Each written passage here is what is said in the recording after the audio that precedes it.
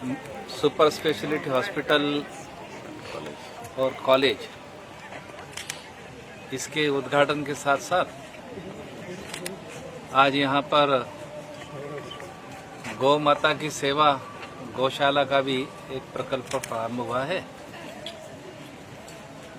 गौ माता को कहा जाता है कि लोक माता है। अपनी माँ के बाद में मनुष्य जिंदगी भर जिस आहार को ग्रहण करता है वो गौ माता का दूध ही है।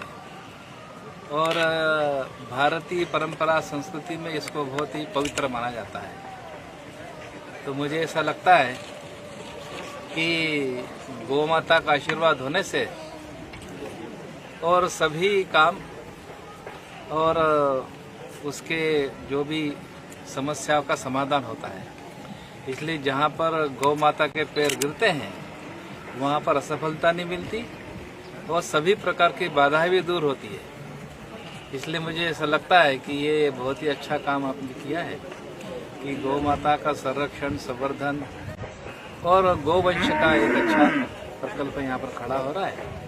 अपने हॉस्पिटल के साथ साथ यहाँ जो गौपालक है उनको भी प्रेरणा मिलेगी और साथ ही साथ में एक उत्तम और स्वास्थ्यवर्धक ऐसा एक गाय का दूध भी उपलब्ध हो और किसानों के लिए एक अच्छे उत्तम गौवंश के प्रजातियां भी यहाँ पर हम विकसित करें, जिससे यहाँ के किसानों को भी लाभ हो। और साथ साथ बायोमैन्योर जो जैविक खाद है उसका बेस गोबर है, गौमूत्र है, तो उसके भी कुछ अच्छे प्रयोग किसानों के लिए यहाँ पर हो सकते हैं। इसलिए मनुष्य का स्वास्थ्य, धरती का स्वास्थ्य, ये दोनों ही इम्पोर्टेंट है। धरती का स्वास्थ्य ठीक रहता है तो मनुष्य भी ठीक रहेगा। इसलिए अपने यहाँ जो कहा जाता है कि अपने यहाँ प्राचीन काल से गौ सेवा, गौ आधारित कृषि चलती है। इसलिए अपनी भारतीय संस्कृति का जो केंद्र बिंदु है वो गाय है और गौ आधारित कृषि है। और इस आधार पर अभी सारे विश्व में जो सारा परिवर्तन आ रहा है कि भाई जैविक कृषि, गौ आधारित कृषि, प्राकृतिक कृषि कीजिए।